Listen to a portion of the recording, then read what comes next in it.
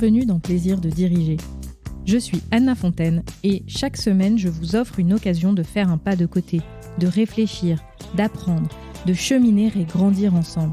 Nous irons à la rencontre de dirigeants et dirigeantes, d'idées et de lectures. Nous ferons même quelques détours pour explorer comment trouver ou retrouver plaisir à diriger. Aujourd'hui, je suis avec Jonathan Diver, fondateur et dirigeant de meilleurscpi.com. Ce qui m'a marqué lorsque j'ai rencontré Jonathan, c'est sa façon de raccrocher toujours les produits financiers commercialisés par son entreprise à l'économie réelle et ainsi de connecter les intérêts des épargnants à ceux des usagers de ce que finance leur épargne. Bonjour Jonathan, merci d'avoir accepté de participer à cet épisode de Plaisir de diriger. Bonjour Anna. En quelques mots, est-ce que vous pourriez nous présenter la structure que vous dirigez ? Alors, je suis le fondateur de meilleurscpi.com. C'est une fintech qui accompagne les épargnants sur l'investissement sur de l'épargne immobilière à travers un outil qui s'appelle la SCPI, Société Civile de Placement Immobilier. On accompagne presque 2000 familles dans l'investissement de cette épargne, dans la constitution d'un capital, de revenus complémentaires, avec indépendance depuis près de 10 ans. Voilà, on est une petite équipe d'un peu plus de 10 personnes et c'est vrai qu'on rayonne pas mal dans l'univers des fintech immobilières.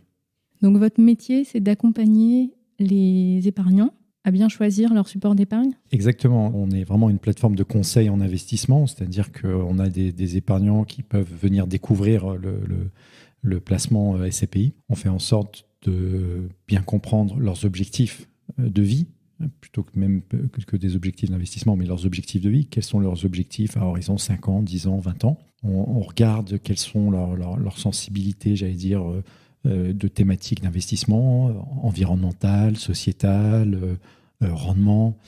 Et en fonction de ça, on va les aider à constituer des portefeuilles de SCPI de différentes façons, en investissant de manière comptant si nos clients disposent d'épargne, à crédit, en versement programmé, en assurance vie. Et ce qui est vraiment important, c'est qu'on essaie de le faire avec une très très grande intégrité. C'est-à-dire que nos clients sont... on a un immense respect pour nos clients et également, bien évidemment, pour les locataires des SCPI, parce que rappelons-le, une SCPI, c'est quoi ? C'est au final un fonds, une société qui détient des actifs immobiliers qui sont de différentes natures, du logement, du bureau, de la logistique, des commerces, des actifs de santé, des hôtels, des campings, voilà, vraiment tout ce qui est immobilier qui nous entoure. Ces actifs, ils sont loués à des entreprises ou des particuliers quand c'est du logement, qui vont payer un loyer, et ce loyer est reversé sous forme de dividendes aux épargnants. Et voilà. Et en France, aujourd'hui, il y a à peu près 1 million de Français qui ont investi en SCPI, mais je pense qu'il pourrait y avoir un potentiel beaucoup plus important parce que c'est un produit d'épargne qui est extrêmement transparent. Et on est ravis d'avoir pu participer à cette transparence depuis 10 ans et on continuera sur les 10 à 15 prochaines années. Et votre rôle de dirigeant dans cette équipe, dans cet écosystème plus largement, comment est-ce que vous percevez ce rôle de dirigeant ? Ce rôle, alors, il s'est construit au fil de l'eau, parce que quand j'ai commencé, j'étais seul. Oui. C'est important de le dire. Oui, parce que c'est vous qui avez créé il y a 10 ans meilleurscpi.com. Exactement. C'est très drôle parce que mon ancien employeur, je pense, n'imaginait pas, en tout cas, réussir. Alors, quand je dis réussir, en tout cas...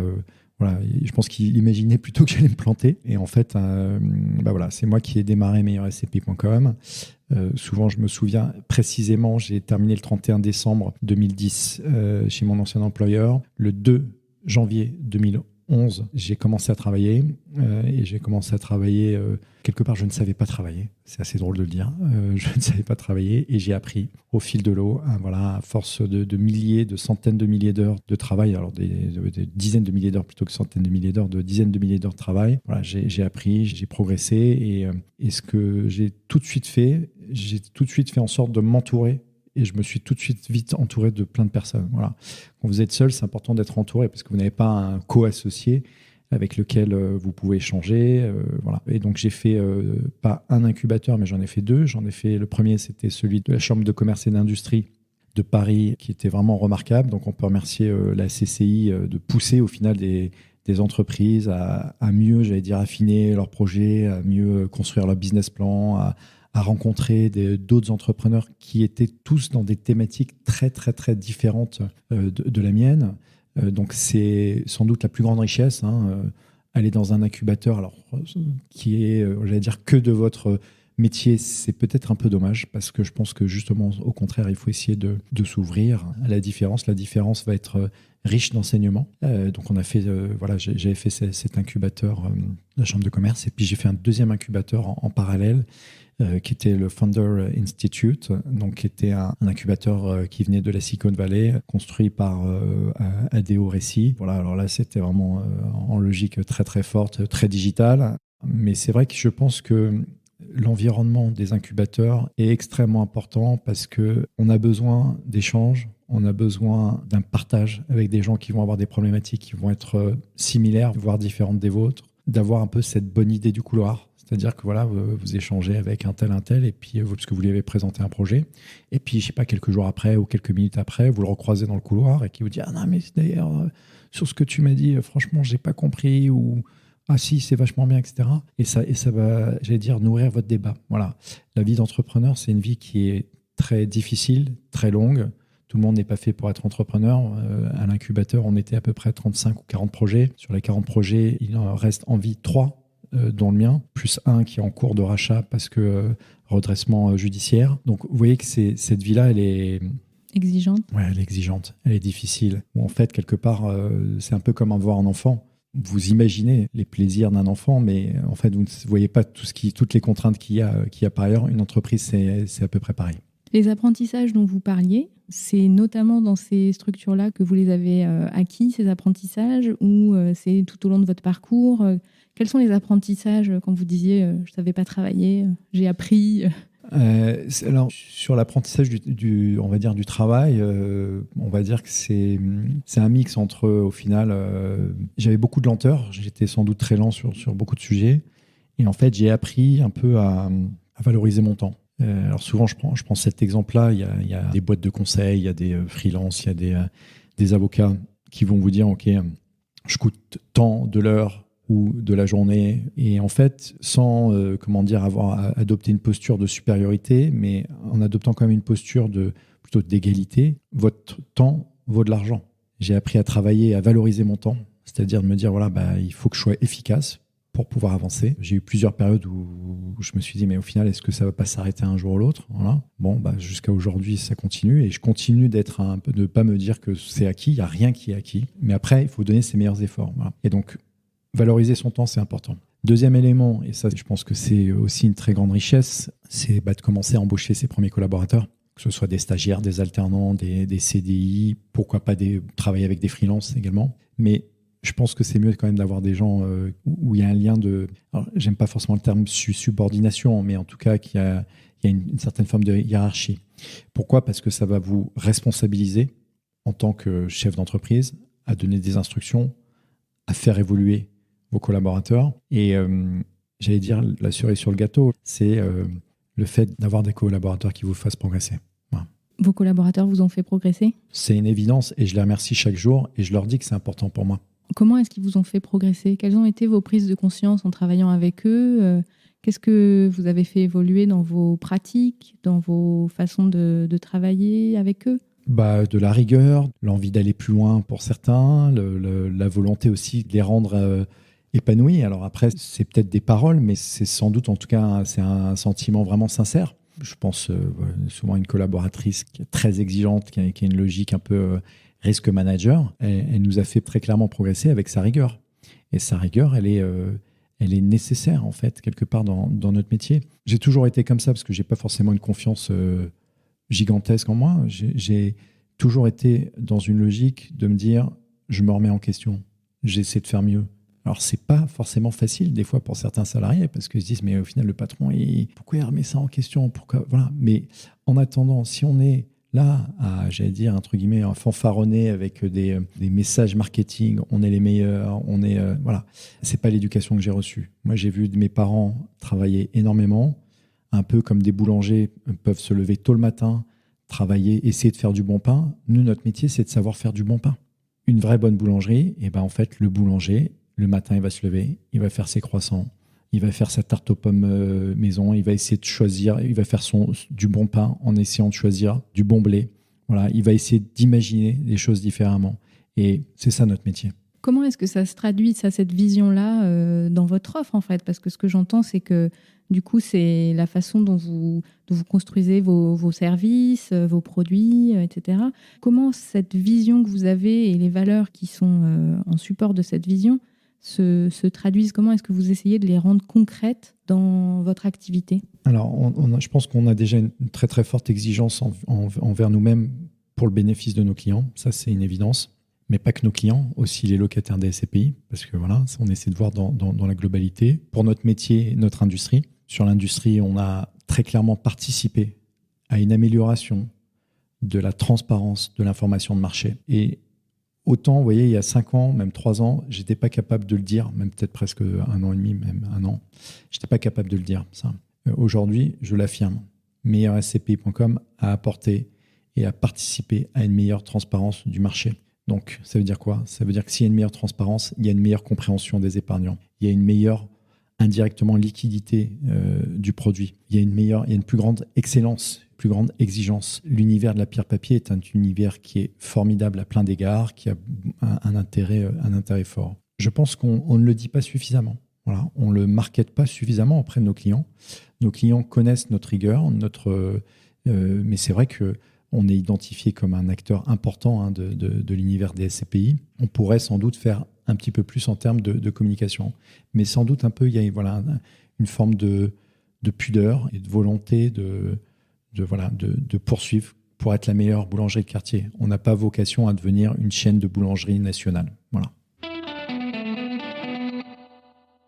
Donc votre rôle de dirigeant, c'est à la fois ce que vous disiez, favoriser l'épanouissement de vos collaborateurs, tout en ayant une forme d'exigence avec eux, rendre service à vos clients et améliorer ce à quoi ils peuvent avoir accès à travers vous.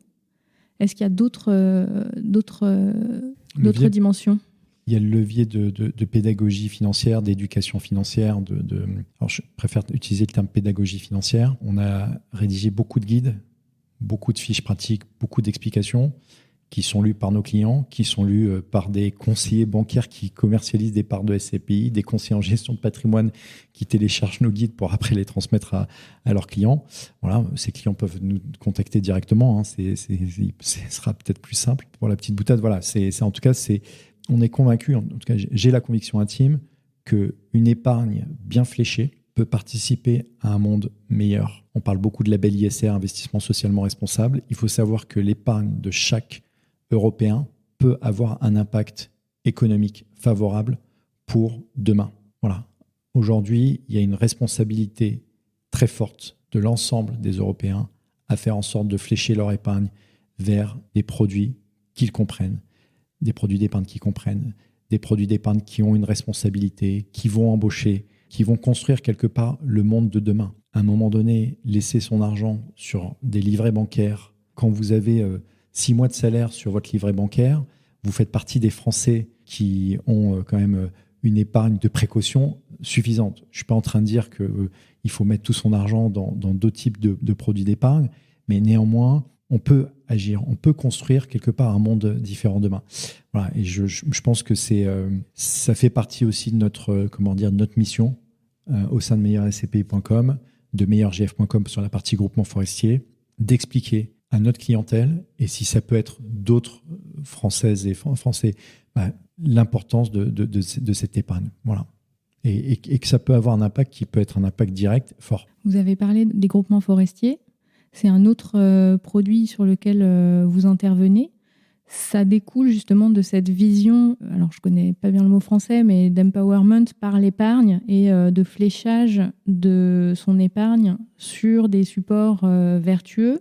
Quelle était l'intention derrière ce support un peu différent que vous avez développé après les SCPI ? Alors, c'était la volonté entre guillemets, de dénicher ou de trouver une opportunité complémentaire pour nos clients.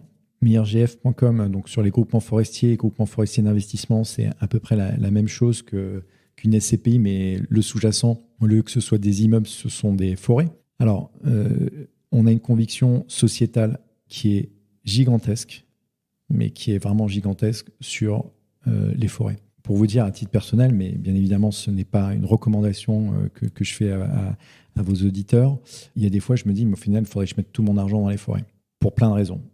Je ne le ferai pas parce que je suis un garçon qui est prudent, mais néanmoins la vie est faite de rencontres, la vie est faite de découvertes et aussi de responsabilités. La responsabilité est quelque chose qui m'anime personnellement. Je veux faire partie de citoyens responsables et bien expliquer l'investissement dans le groupement forestier. C'est sans doute quelque chose qui me tient très à cœur parce que la forêt, ça emploie plus de 400 000 Français dans l'emploi local, non délocalisable, que demain, si la forêt est mieux gérée, elle est déjà très bien gérée, mais si elle s'améliore encore dans sa gestion, ce sera encore plus d'emplois qu'aujourd'hui, et j'allais dire presque même hier, il commence à y avoir de plus en plus de consommation de bois biosourcé France, c'est-à-dire que les promoteurs, les constructeurs vont abandonner progressivement, vous entendez bien, abandonner progressivement la filière ciment. Donc ça veut dire qu'on va construire des bâtiments en bois et que ces bâtiments en bois, cet arbre, qu'est-ce qu'il a fait ? Il a mis peut-être 30 ans, 40 ans, 50 ans à pousser, à grandir et à être dans un temps lent. Et je pense que la société dans laquelle nous sommes, nous avons besoin d'avoir des temps lents, d'avoir une responsabilité, une vision très long terme. Quand je vois un horizon de placement de 10 ans dire que c'est long terme, pour moi, c'est court terme 10 ans. Les épargnants, s'ils avaient une vision très long terme, on serait beaucoup moins sujet aux crises, on se serrerait un petit peu plus les coudes pendant ces périodes-là et on les traverserait mieux. Donc, quand on peut être investisseur et avoir une vision très long terme, c'est mieux. Et sur le groupement forestier, donc, la construction capte, donc le fait que les arbres poussent, ça capte du CO2, consommation de plus en plus forte de bois, responsabilité, j'allais dire, sociétale et économique et environnementale, parce que c'est de l'emploi local, c'est plein de bénéfices. Je ne parle que de ces sujets. Alors, cerise sur le gâteau, parce que les Français aiment bien défiscaliser, c'est qu'on peut un peu défiscaliser, mais c'est pas le cœur du réacteur sur ces produits de placement. Et ça, vous voyez, cette vision que je vous exprime, alors que les groupements forestiers existent depuis de nombreuses années, tous les conseillers en gestion de patrimoine ne parlent que de défiscalisation. Moi, les 3 socles dont je vous ai parlé, ce n'est que de la responsabilité et c'est le cœur du réacteur. Et je pousserai même peut-être encore un peu plus loin. On se balade régulièrement en forêt. On rencontre régulièrement des forestiers, des travailleurs forestiers, des experts forestiers, des pépiniéristes. Et je peux vous assurer que vous voyez dans leur regard la passion de la terre, la protection de la terre, la protection des forêts. Et c'est quelque chose qui est riche et précieux. Est-ce que vous arrivez à avoir d'autres engagements que ceux qui sont par l'intermédiaire, on va dire, d'une certaine façon, de meilleurs SCPI, meilleurs GF, etc., pour porter vos convictions, vos sujets ? Je ne le souhaite pas et je ne le peux pas. Parce qu'on n'en a pas parlé, mais dans la vie d'un chef d'entreprise, il faut s'organiser. Alors, j'ai parlé un peu tout à l'heure du temps. Le temps est un temps précieux parce que mine de rien, moi quand j'ai commencé, avant de commencer ma boîte, j'étais avec mon ex-femme. Et bon, c'était au démarrage, on était tout jeune, tout feu, tout flamme. J'ai monté meilleur SCPI en 2011. L'année d'après, on s'est mariés. Voilà, après quelques années après, on a eu un enfant. Et c'est vrai que tout de suite, mécaniquement, en fait, quand vous essayez de faire beaucoup de choses en même temps, votre vie professionnelle, votre vie personnelle, c'est compliqué de gérer tout ça. Je vous ai dit tout à l'heure que le temps est précieux. Il y a un avant-après, chef d'entreprise, en tout cas pour moi, ce qui me concerne. Mais quand j'en parle avec d'autres chefs d'entreprise, c'est assez similaire. Pardon ? Partagé. Oui, c'est partagé. C'est qu'en fait, vous avez du mal à entendre vos anciens potes, parce que malheureusement, à un moment donné, vous écartez, se plaindre d'être de petits tracas du quotidien qui sont au final rien du tout par rapport à votre vie où au final c'est en dents de scie, etc. Bon, voilà, je dis ça, je suis un peu brutal dans la façon de dire, mais c'est vrai que il faut un peu avoir en tout cas un garde-fou d'un point de vue temps, parce que c'est aussi important de se retrouver seul. C'est important d'avoir des temps de pause, des temps, en tout cas pour moi, de solitude, de sport, etc. Parce qu'en fait, dès que vous détournez de tout ça et que vous ne faites que bosser, en fait, c'est pas bon. Vous n'avez pas les idées claires. Vous n'avez pas les idées. Voilà. C'est important en permanence de prendre de la hauteur. Et cette hauteur, elle est nécessaire, en fait. Voilà. Et donc, pour prendre cette hauteur, il y a se faire accompagner à titre perso, à titre pro, avec les copains entrepreneurs, avec du mentoring, J'ai fait aussi le MoveJ, qui est le mouvement des jeunes entrepreneurs. J'ai été accompagné par un mentor, qui a été mon mentor pendant 2 ans, mais ça fait plus de 10 ans, un peu moins, ça fait 8 ans qu'on a arrêté cette relation un petit peu officielle, mais la relation ne s'est jamais arrêtée. Parce que c'est aussi important que vous ayez des gens à vos côtés qui ne soient pas, entre guillemets, à vous caresser dans le sens du poil en vous disant « Ah, Jonathan, c'est bien ce que tu as fait, etc. etc. » Mais ce n'est pas ce qui va vous faire progresser. Vous avez besoin d'avoir des gens autour de vous qui vont être des gens qui vont vous pousser, qui vont vous dire « Non, mais là, il y a peut-être quelque chose à faire différemment, etc. etc. » Et je pense que ces gens-là, c'est pas agréable à entendre au démarrage. Ça bouscule, mais en fait, au fur et à mesure, quand vous prenez, quand vous écoutez, derrière, ça vous fait avancer bien plus. Est-ce que vous avez dit ce mentor, d'autres accompagnateurs? Quelles ont été les rencontres qui ont été importantes pour vous dans votre parcours de dirigeant? Clairement, je pense que c'est un peu tous ces copains, tous ces amis qui sont devenus les amis de l'incubateur, voilà, avec des gens qui sont dans une grosse période de doute, de démarrage, d'inquiétude, de se poser des questions, d'avancer, etc. Avec des gens qui sont téméraires, un peu fous, un peu rigolos, hein, voilà, avec une dynamique forte, et en même temps qui sont aussi confrontés aux problématiques, j'allais dire, de la vie quotidienne, du boulot pro ou perso. Tout ça, ce sont des choses qui sont importantes à partager, et je pense que c'est un des effets les plus bénéfiques de l'incubateur. Ouais. Qu'est-ce qui vous a donné envie de créer votre entreprise ? Pas sympa, mais j'en avais ras-le-bol de ne pas pouvoir créer, de ne pas pouvoir innover. Voilà, tout ce que j'ai construit chez Meilleur SCPI, j'aurais pu le construire chez mon ancien employeur. À quel moment vous vous êtes senti devenir dirigeant ? Parce que donc, vous le disiez au début, vous avez créé Meilleur SCPI seul, sans même être associé. À quel moment on devient dirigeant ? Je pense que vous devenez dirigeant à la première seconde à laquelle vous signez vos statuts, vous les déposez au RCS, pas au RCS, mais au greffe. Ouais, voilà, au greffe. Voilà. Bon, j'allais dire même avant, si vous voulez, vous devenez chef d'entreprise à partir du moment où vous construisez vraiment votre idée. Alors, attention, hein, sur l'idée, j'ai toujours un peu cette analyse que l'idée représente 0,0000000000001% d'une société. Voilà. C'est l'exécution qui compte ? C'est à 99,99%, c'est l'exécution. C'est l'exécution, c'est la motivation, c'est la témérité. C'est aussi sans doute un peu la chance. Hein, il y a un peu de chance. Pourquoi je parle de la chance ? Parce que quand je vois aussi des chefs d'entreprise et sur les 40 projets qui en est aussi peu qui reste ou autant qui est failed, c'est ça aussi la vie de chef d'entreprise. Moi, j'ai vu des gens se mettre ensemble pour créer une entreprise. J'ai vu des gens se séparer parce qu'ils étaient complètement divergents et se séparer de façon très amicale et des fois de façon hyper violente. Tout ça, c'est loin d'être facile. Et il faut arriver vraiment à bien avoir... Alors, je ne sais pas si on peut avoir ces éléments en tête, mais en tout cas, être bien accroché parce que, en fait, c'est les vagues en permanence. Vous devenez chef d'entreprise à l'instant même où vous êtes à un peu plus que l'idée, que vous êtes dans l'action de construire votre société. Quelles ont été vos prises de conscience pendant ces années ? Est-ce qu'il y en a eu particulièrement qui vous ont marqué ? Et comment est-ce qu'elles vous influencent aujourd'hui ? Alors, moi, il y a plein de choses qui sont marquantes. Au final, j'aime beaucoup grimper à la montagne. Il se trouve que je vais régulièrement grimper dans les montagnes et les montagnes corses parce qu'elles sont très, très difficiles et très techniques, mais elles sont très belles. Croire qu'on va atteindre le sommet sans transpirer, sans échouer par moments, avec une simplicité, c'est être dans le rêve. Chef d'entreprise, c'est pas être dans un rêve, c'est être dans une réalité du quotidien. Alors, bien évidemment, vous poursuivez un rêve. Et je le redis, notre rêve très sincère est d'accompagner nos familles dans leur projet de vie avec la plus grande intégrité, avec la plus grande indépendance et la meilleure qualité de service. Mais pour arriver à ça, il faut rien lâcher. Et ça, c'est difficile. Voilà, c'est difficile parce que vous avez aussi votre vie de famille à côté à gérer et que c'est pas facile, que vous avez aussi envie de prendre du temps pour vous, que c'est pas facile. Donc en fait, votre vie est un peu une vie de militaire. On aime bien les militaires chez Meilleur SCPI parce que voilà, il y a une rigueur, il y a une volonté d'avancer, il y a un côté collectif qui est très important. Voilà, je pense que c'est important. Après, il ne faut pas être non plus trop dans le rêve, il faut être méthodique. Il y a aussi des difficultés, de ressources humaines, c'est important.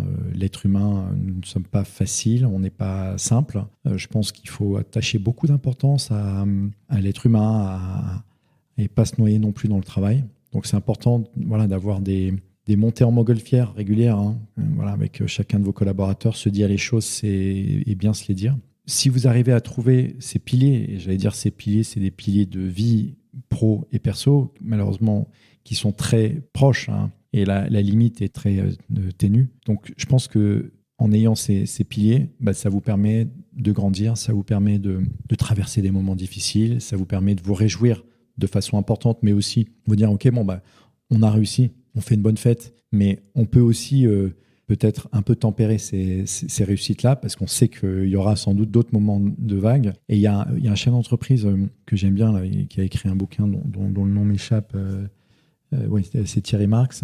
Et il dit stratégie de la libellule. Ouais, stratégie de la libellule, ouais, c'est ça. Et il dit au final, nous on fête pas les réussites, on fête les échecs. Et je trouve l'idée très intéressante parce qu'en fait, quand on échoue sur quelque chose, en fait, il n'y a rien de plus important que de capitaliser sur cet échec. J'ai des copains qui sont plantés. J'avais lu un bouquin aussi avec, je crois que c'était Grinda, qui était un chef d'entreprise qui avait planté une boîte, etc. Et il avait fait, je crois, le lendemain, ou alors je ne sais plus si c'était Grinda ou Simoncini, et le lendemain, en fait, de la fermeture de la boîte, il avait pris une feuille A4 et puis il avait commencé à écrire toutes ses erreurs, en fait. C'est extrêmement important que les erreurs permettent de grandir. C'est ça la vie de chef d'entreprise. Si vous pensez que vous allez rester dans une sorte de statu quo. Ouais, de statu quo, d'immobilisme. Voilà, c'était le terme que je cherchais, d'immobilisme. Vous allez être déçu. Non, peut-être pas, mais en tout cas, il y a des gens qui sont faits pour ça. Nous, on n'est pas faits pour ça. Vous avez parlé de votre équipe, du fait de prendre du temps avec chacun d'entre eux pour reprendre de la hauteur, se dire les choses. Est-ce que vous voyez comme dirigeant en animateur d'un collectif, responsable d'un collectif? Comment vous décririez votre rôle vis-à-vis de votre équipe? Oui, alors c'est clairement animateur, mais animateur avec des coéquipiers qui eux-mêmes sont animateurs. Et les coéquipiers qui peuvent avoir encore des coéquipiers, des équipiers eux-mêmes, il faut qu'aussi l'équipier soit animateur. C'est-à-dire que quand je dis animateur, une vie professionnelle, ça se construit, en tout cas dans une équipe, pour moi, ça se construit à deux. C'est que vous avez un manager ou un chef d'entreprise qui essaie de donner une direction, voilà, qui donne des directions, qui va donner des directions, mais qui vont être co-construites avec chacun de ses coéquipiers. Et c'est important, chacun a sa responsabilité dans une entreprise. Si c'est pour le chef d'entreprise, il a des droits, il a des devoirs. Le devoir, c'est de faire en sorte que chacun de ses équipiers ait des instructions qui soient claires, que ces instructions claires permettent à chacun d'avancer avec des moyens, avec des moyens humains, avec des moyens aussi financiers. Mais c'est important que chacun ait sa responsabilité et son autonomie, parce que c'est comme ça qu'on construit aussi une équipe. Voilà. Je pense aussi que cet aspect de communication, il est très important. De communiquer, la communication est un des plus grands outils et sans doute peut-être aussi un des plus grands freins, parce que c'est compliqué de bien communiquer. En tout cas, c'est un levier qui est important. C'est compliqué de bien communiquer? Oui, c'est compliqué. C'est compliqué parce que il faut que ce soit le bon moment, il faut trouver les bons mots, il faut savoir dire et en même temps il faut savoir challenger. Voilà. Donc c'est pas simple, mais je trouve que quand on le co-construit et quand je sais pas, par exemple, si moi demain je prends avec un de mes coéquipiers pour voir un de ses équipiers et de dire ok. On fait le point avec l'équipier, on dit ok, comment tu peux avancer, etc. En fait, avec le coéquipier, on va essayer de construire quelque chose pour emmener la personne avec nous. Mais l'intention, c'est de l'emmener, mais c'est que elle s'emmène et on l'emmène. Vous voyez, et que c'est différent parce que si c'est uniquement descendant, ça n'a aucun sens. Nous, on a besoin d'avoir des collaborateurs qui nous font progresser, qui progressent par eux-mêmes, qu'on fait progresser. Si c'est pour être dans quelque chose un peu comme une oie, au final, on va les gaver comme des oies, ça n'a aucun sens. Nous, on a envie d'être, alors je sais pas, souvent je dis des sportifs de haut niveau. Un sportif de haut niveau, pour réussir, il a tout son staff autour de lui. Un Teddy Riner, qui est sans doute un des plus grands champions en termes d'inspiration, c'est quelqu'un qui emmène. Et en plus, il a la capacité, avec tout ça, d'être hyper sympa. Bon, voilà. Je pense que diriger, c'est sans doute beaucoup déléguer, c'est donner aussi la part de responsabilité à chacun. Et ça, c'est important. Comment est-ce que vous trouvez plaisir à diriger? Qu'est-ce qui vous fait plaisir dans votre rôle de dirigeant? Voir le sourire chez mes collaborateurs, voir aussi leur sueur. C'est-à-dire que je suis toujours dans cette logique de droit-devoir. Hein. C'est-à-dire que où on pourrait dire entraînement, récompense. Mais pas la récompense financière, la récompense, le trophée. voyez. Et c'est pas, je pense que quelque part, ce qui caractérise meilleurscp.com, on n'est pas dans un sport individuel, on est plutôt dans un sport collectif. Vous voyez, un sport que j'ai pratiqué pendant quelques années, c'était l'aviron. L'aviron, c'est un sport qui est extrêmement exigeant, avec des sportifs qui sont des sportifs de très très haut niveau. Quand vous êtes sur un bateau de 4, vous voyez que il y a 4 qui doivent ramer. S'il y en a un qui déconne, les 3 autres en pâtissent. Donc vous avez une responsabilité de réussir. Et après, vous êtes entraîné. Vous êtes entraîné par tout votre staff. Donc vous voyez que ce n'est pas une équipe que de 4. Ça peut être une équipe de 6, 8, 10 personnes. Moi, c'est ça qui m'importe. Ce qui m'importe, c'est que on soit dans cette excellence, parce que c'est ce qui permet d'avancer et de bien faire notre travail pour nos clients, parce que nos clients investissent avec nous des fois l'épargne d'une vie, constituent leur épargne pour la retraite. On a une lourde responsabilité, et cette responsabilité, on en a pleinement conscience, avec une volonté de toujours faire mieux, mais dans une très forte, on va dire, mesure. C'est-à-dire qu'on ne sera jamais le plus gros des acteurs des SCPI. Il y a des gens qui seront peut-être bien meilleurs que nous pour avoir des millions de clients ou des dizaines de milliers de clients. Nous, on préfère en avoir peut-être un peu moins, mais les traiter comme quand vous rentrez, chez un joaillier Place Vendôme, que vous rentrez dans une très bonne boulangerie ou un patron, ou dans un petit café très agréable où vous avez l'habitude d'aller. Le patron, il vous reconnaît, il essaie de vous servir sa meilleure tarte au fromage avec de la bonne salade et un bon petit verre de rouge, avec une grande responsabilité dans son travail et un côté, sympathique, parce qu'il a essayé de trouver des bons produits. Quelques questions un peu plus personnelles pour finir cet entretien. Qu'est-ce que vous aimez lire, et est-ce que vous avez une recommandation à nous faire ? Alors, j'ai pas beaucoup le temps de lire. Voilà. Moi, j'adore tout ce qui est biographie d'entrepreneurs. Sans aucune hésitation, bien évidemment, je recommande celle de Steve Jobs. Ça, c'est une évidence. Je recommande aussi celle de Xavier Niel, qui est remarquable, qui est un chef d'entreprise sur lequel on ne peut pas faire l'impasse, c'est pas possible. Je pense qu'il doit être très dur en affaires, parce que pour réussir, il a dû être très très dur en affaires. Néanmoins, il faut quand même se dire que ce monsieur et il est d'une modestie à toute épreuve, mais je trouve qu'en fait, en France, on n'aime pas trop la réussite, en fait. On est trop calé sur ce qui ne va pas, et pas assez successful. En tout cas, cet état d'esprit américain, moi, me manque terriblement dans notre pays, alors qu'on a sans doute le plus beau pays du monde. Pourquoi j'ai envie de m'arrêter sur Xavier Niel ? Parce qu'en 3 ou 4 ans, il a créé la meilleure école d'informatique du monde. 42. Et j'aime bien le présenter de la façon suivante. Il n'a pas créé la meilleure école de Paris, pas la meilleure école d'Île-de-France, pas de France, pas d'Europe, du monde. Donc, en 4 ans, c'est devenu la meilleure école informatique du monde, sur un modèle d'école gratuite, sur un modèle d'école où vous avez 70 ans, 80 ans, vous allez pouvoir apprendre l'informatique. Alors après, pas sûr que vous arriviez jusque-là, mais ce que je veux dire, c'est que le modèle d'école gratuite à la française. Alors, il y a des défauts, il y a des travers. On a fait travailler quelques garçons, pas trop de filles, parce que malheureusement, c'est plutôt un public masculin de l'école 42. Il y a sans doute des travers sur cette école. Mais néanmoins, je pense qu'il y a une volonté de se dire, il a gagné beaucoup d'argent, et il gagne beaucoup d'argent, mais il en réinvestit ailleurs. Il en réinvestit dans les startups, il en réinvestit dans toute l'économie française. Je pense que c'est important d'avoir en point de repère, quand on devient chef d'entreprise, et chef, C-H-E-F, ou 2F, à la fin, parce que c'est important aussi de rappeler qu'il y a beaucoup de femmes chefs d'entreprise. Ma maman en était une femme remarquable. Elle est désormais à la retraite, mais c'est important en tout cas d'avoir des piliers de chefs d'entreprise qui vous inspirent, des modèles qui vous inspirent, qui vous donnent envie d'aller de l'avant.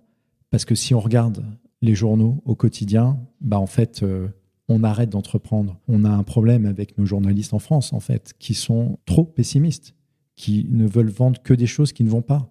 Regardons ce qui va dans notre pays. Faisons en sorte d'améliorer ce qui ne va pas dans notre pays. Voyageons dans le monde entier pour prendre les bonnes idées et les faire venir en France. Soyons honnêtes et intègres, avec toujours cette responsabilité de droit et devoir. En tout cas, Xavier Niel est très inspirant. Pour moi, il est inspirant. Un Thierry Marx, bien évidemment. Il y a quelques autres chefs d'entreprise. Steve Jobs, bien évidemment, fait partie des patrons inspirants. C'est important d'avoir ces piliers-là. Est-ce qu'il y a un lieu où vous aimez particulièrement vous rendre ? Vous avez parlé des montagnes corses. Ouais, alors c'est un lieu qui c'est assez personnel, mais c'est de toute façon, j'allais dire, ceux qui écouteront le podcast, qui me connaissent ne seront pas étonnés. C'est Saint-Jacques-de-Compostelle, avec une grande joie d'aller sur Saint-Jacques-de-Compostelle. Je ne suis pas croyant, je tiens à le préciser, mais c'est un vrai vivier de rencontres, de la vie, de gens qui ont eu des tuiles dans leur vie, d'autres pas du tout, d'autres qui sont pour la religion, d'autres contre la religion. Voilà. Et je trouve un peu dans une certaine forme de simplicité de vie. C'est-à-dire que vous marchez, vous mangez, vous prenez votre sac à dos et vous n'avez pas intérêt à prendre un appareil photo objectif réflexe hyper lourd parce que sinon vous allez le supporter sans jeu de mots. Voilà, je pense que Saint-Jacques-de-Compostelle est un... Les chemins, oui, du coup. Ouais, le chemin est une façon d'avancer différemment, de savoir aussi peut-être s'arrêter, faire le point, de connaître ses limites. C'est un condensé de la vie qui est riche et j'ai pas mal de copains qui l'ont fait et qui en sont ressortis grandis. Alors après, c'est pas non plus la vraie vie, Saint-Jacques, mais c'est une parenthèse dans cette vie un peu rapide que l'on vit au quotidien qu'il faut arriver à, par moment, il faut essayer de s'échapper de cette vie-là. Qu'est-ce que vous prenez plaisir à cuisiner ou à déguster ? Alors, à cuisiner, c'est plutôt... j'aime bien faire des crêpes pour mes copains, pour mon fils ou pour ses copains, etc. C'est pas de la grande cuisine, mais c'est sympa. Et puis après, à déguster, ça, c'est plutôt des plats que ma douce me prépare, qui sont des plats plutôt du Maroc, qui sont excellents, plutôt sympathiques. Quelle est la question que je ne vous ai pas posée et à laquelle vous avez envie de répondre ? Est-ce que je remettrais ça ? Est-ce que je remettrais ma vie est-ce que si je devais rembobiner, est-ce que je recommencerais ? Sans hésitation, oui, je recommencerais. Ça, c'est une évidence. Est-ce que je ferais différemment ? Sans doute, oui, parce qu'on ne fait jamais de la même façon, ou si on faisait de la même façon, ce serait un peu dommage. Est-ce que, j'ai envie de transmettre un message ? C'est peut-être un peu aussi à tous mes copains qui se sont plantés, que souvent je pense à eux, que je me sens pas du tout à l'abri que ça m'arrive pas un jour. Par contre, que je fais tous mes efforts pour que ça m'arrive pas, parce que c'est, voilà. Je pense que l'échec entrepreneurial doit être vécu très difficilement, qu'on est trop pointé du doigt, je pense, en France là-dessus. On peut remercier tous les gens qui vont entourer ces chefs d'entreprise-là. J'ai vu qu'il y a une association qui s'appelait 60 000 rebonds qui accompagne les chefs d'entreprise qui se sont plantés. Chapeau, parce que je pense que on en sort sans doute un peu détruit, un peu cassé intérieurement. Détruit, c'est peut-être fort, mais cassé intérieurement. Bravo à la Failcon, qui était une conférence sur l'échec entrepreneurial. Et j'ai envie de dire, comme disent les Américains, c'est qu'ils préfèrent investir dans une boîte avec un chef d'entreprise qui s'est planté une fois, voire deux fois, plutôt qu'un chef d'entreprise qui ne s'est pas planté. Donc, bien évidemment, plein de succès à tous ceux qui, demain, décideront de créer une entreprise.